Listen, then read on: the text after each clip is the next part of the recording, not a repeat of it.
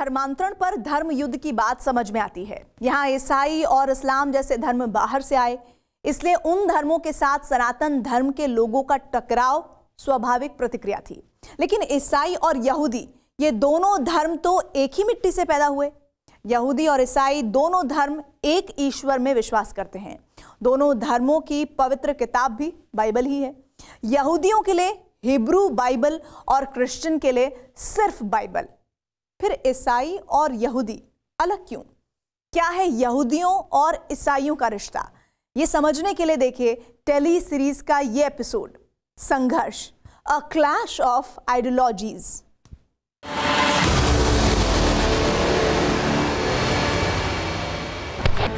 दूसरा विश्व युद्ध, तानाशाह हिटलर की नाजी सेना दूसरे देशों पर जितना कहर बरपा रही थी, उससे कई गुना ज्यादा बर्बरता यहूदी धर्म के लोगों पर हुई। ये समझना मुश्किल था कि विश्व युद्ध के दौरान हिटलर ने जर्मन राष्ट्रवाद की लहर पैदा करने के लिए हिटलर ने यहूदियों का नरसंहार करवाया था, या फिर यहूदियों का नरसंहार करने के लिए विश्व युद्ध छेड़ा था।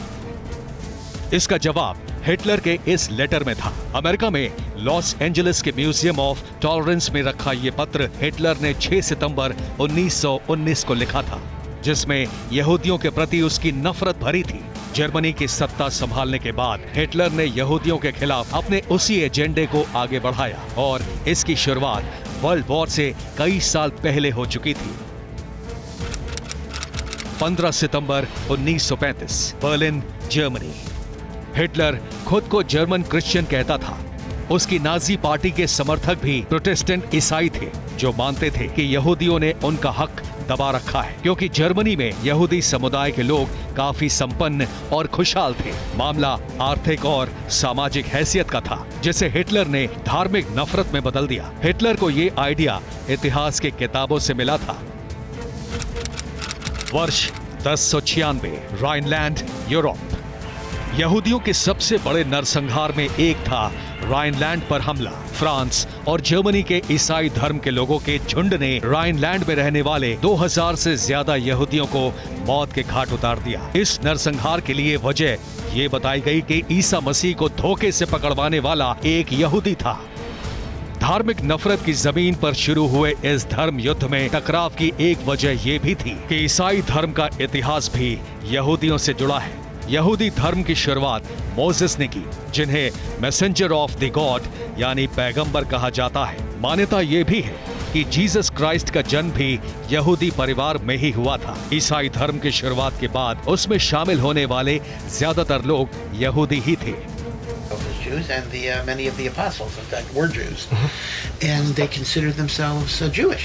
That classical Jewish literature does not accept the notion of a second coming, and that is, once the Messiah reveals himself, he will accomplish a designated mission of getting the Jews back to Israel, rebuilding the temple, and hopefully establishing world's peace. Now, Jesus, of course, was crucified. Jesus was murdered. दूसरे विश्व युद्ध में यहूदियों के नरसंहार के बाद ईसाई और यहूदी धर्म का टकराव काफी हद तक थम गया। वजह यह भी थी कि दुनिया में यहूदियों की आबादी बहुत कम बची थी। धार्मिक अविश्वास की खाई पाटने की कोशिशें भी हुई और इसी पहल के लिए ईसाई धर्म के सबसे बड़े गुरु पोप बेनेडिक्ट 16 ने यहूदी प्रार्थना स्थल पर जाकर यहूदी धर्म गुरुओं से मुलाकात भी की। 21 जनवरी 2013, Rome, Italy.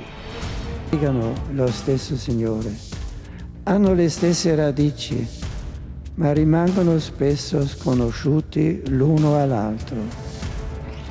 इजराइल और फिलिस्तीन की लड़ाई को बहुत से लोग धार्मिक टकराव मानते हैं। इसकी सच्चाई क्या है? इस्लाम का टकराव यहूदियों से है या ईसाइयों से? ये भी आपको बताएंगे, लेकिन उससे पहले आपको धर्म और राजनीति का एक और पहलू दिखाते हैं। दूसरे विश्व युद्ध में यहूदियों का नरसंहार करने वाले जर्मन ईसाई थे, लेकिन इजराइल के तत्कालीन प्रधानमंत्री बेंजामिन नेतन्याहू ने एक नई थ्योरी पेश करके खलबली मचा दी।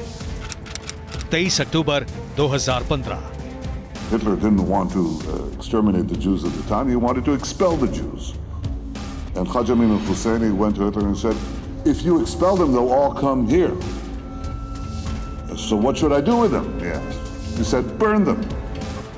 ये धर्म का फायदा उठाने की राजनीति थी या सचमुच यहूदी और इस्लाम धर्म के बीच टकराव का कोई इतिहास है? दुनिया के दो सबसे बड़े धर्म ईसाई और इस्लाम के टकराव की बुनियाद क्या है?